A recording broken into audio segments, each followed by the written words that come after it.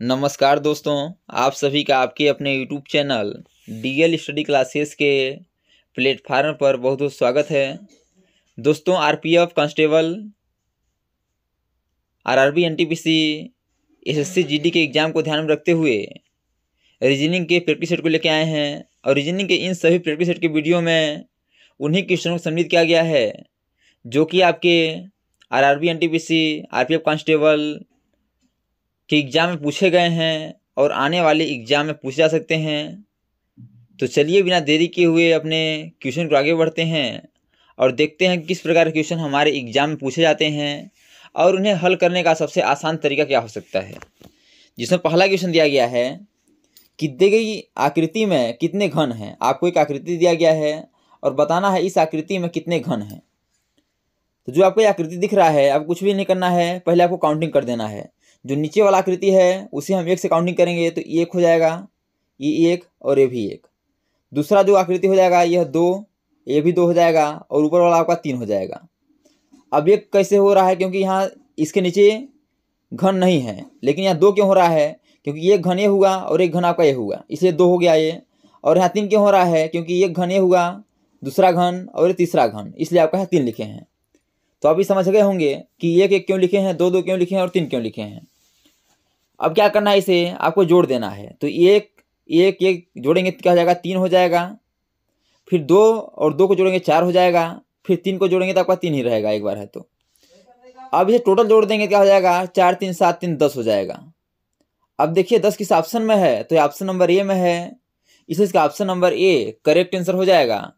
यानी कि जो आपका आकृति दिया गया है, इस आकृति में टोटल आपके 10 घन हैं, इसलिए इसका ऑप्शन नंबर जो ये है यही आपका करेक्ट आंसर हो जाएगा। अगला दिया गया है कि दी गई आकृति में कितने आयत हैं। यह क्वेश्चन आपका आयत से है। आपको एक आकृति दिया गया है और बताना है कि इस आकृति में कितने आपके आयत हैं। तो ऐसा जब क्वेश्चन दिखे आपको तो कुछ भी नहीं करना है, आपको इसे हम हल करने का बिल्कुल आसान तरीका बताएंगे।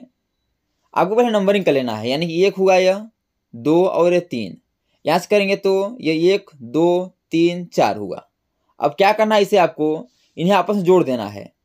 तो 1 2 3 3 6 4 10, क्या होगा, 10 इधर हो गया और यहाँ से 1 2 3 और 3 6 हो गया, यहाँ क्या होगा, 6 हो गया। अब जो 10 और 6 हुआ इन्हें क्या करना है, आपस में गुणा करा देंगे। तो 10 गुणे 6 करेंगे, क्या हो जाएगा, आपका 60 हो जाएगा। यानी कि जो आपका आकृति दिया गया है, इस आकृति में टोटल आपके 60 आयत हैं। अब देखिए किस ऑप्शन में है, तो ऑप्शन नंबर ए में है, इसलिए इसका option number A correct answer हो जाएगा। तो जब भी आपको आयत से क्वेश्चन पूछे तो आपको नंबरिंग करके क्या करना है, जोड़ देना है और जोड़ने के बाद जो आपका संख्या प्राप्त होगा उन्हें आपस में गुणा करा देंगे तो हमारा आयत की संख्या आ जाएगी। अगला दिया गया है कि निम्न चित्र में वर्गों की संख्या की गणना कीजिए। अब देखिएगा आप, अभी हम आयत के क्वेश्चन को लेकर आए थे, तो आयत के क्वेश्चन में क्या करना है कि आपको नंबरिंग करके जोड़ देना है। जोड़ने के बाद जो संख्या प्राप्त होगा उन्हें आपस में गुणा करा देंगे तो हमारा आयत की संख्या आ जाएगी। लेकिन आप पूछ दिया आपका वर्ग कितने हैं। अब वर्ग कितने हैं पूछा है और यहाँ आपका एक वर्ग हटा भी दिया है, तो कुछ भी नहीं करना है, आपको इसको भी नंबरिंग कर लेना है। अब नंबरिंग कैसे करेंगे, तो जो आपका यहाँ से एक वर्ग छोड़ दिया है तो इस लाइन को हम छोड़ देंगे, अभी के लिए इस लाइन को छोड़ देंगे। बस हम इतने में से वर्ग को पहले काउंटिंग करेंगे। तो चलिए देखते हैं कि आपके कितने इसमें से वर्ग हो रहे हैं। तो पहले आपको नंबरिंग करना है 1 2 3 और यहाँ भी 1 2 3। अब देखिएगा इसमें जोड़ना नहीं है, क्या करना है, इसमें आपको इन्हें आपस में गुणा करा देना है। 3 को 3 से गुणा कराएंगे तो 3 गुणे 3 हो जाएगा। फिर 2 को 2 से कराएंगे तो क्या हो जाएगा, आपका 2 गुणे 2 हो जाएगा। अब देखिएगा एक जो है आपका ये नीचे के लिए काम किया था और आपका दाएं से बाएं के लिए भी काम किया था, तो ये क्या करेंगे, 1 गुणे 1 कर देंगे, बराबर क्या हो जाएगा, 1 का नाम 1 हो जाएगा। अब देखिएगा जो आपके 3 2 और 1 हुए इन्हें क्या करेंगे, आपस में जोड़ देंगे। अच्छा, गुणा कराने के बाद क्या आएगा, देखिएगा अभी लिखे नहीं है।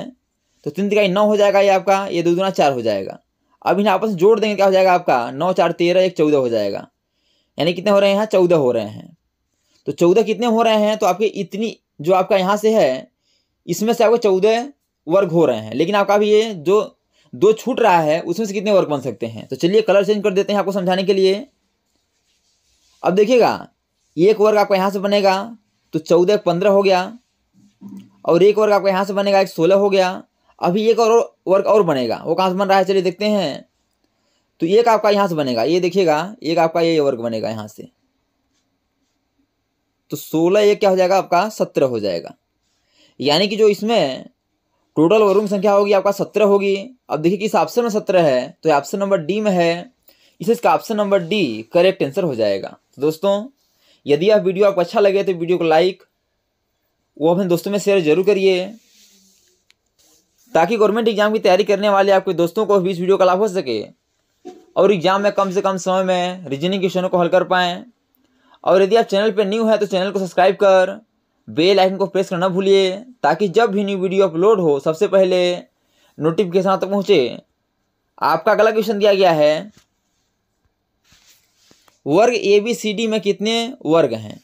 आपको ये देखिएगा, ये आपको ए बी सी डी आपको एक वर्ग दिया है और बताना है कि इसमें कितने वर्ग हैं। जैसे आपको अभी समझाए थे हम, क्या क्या करना है, आपको पहले नंबरिंग कर देना है। तो 1 हो गया, 2 हो गया, 3 और क्या हो गया 4 हो गया। वैसे यहाँ होगा 1 2 हो गया, 3 हो गया, 4 हो गया। अब क्या करना है आपको, यहाँ से गुणा करा देना है। 4 को 4 से कराएंगे तो क्या हो जाएगा, 4 गुणे 4 हो जाएगा आपका बराबर 16 हो जाएगा। फिर 3 को 3 से कराएंगे तो 3 गुणे 3 क्या हो जाएगा आपका बराबर 9 हो जाएगा। फिर देखिएगा 2 को 2 से कराएंगे तो आपका 2 गुणे 2 हो जाएगा बराबर 4 हो जाएगा। फिर 1 को 1 से कराएंगे तो 1 गुणे 1 बराबर क्या हो जाएगा 1 हो जाएगा। अब क्या करना है आपको, इन्हें आपस में जोड़ देना है। तो क्या हो जाएगा, यह ध्यान समझिएगा।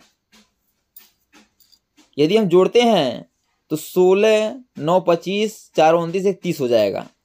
यानी कि ए बी सी डी जो वर्ग है इसमें आपके टोटल 30 वर्ग हैं।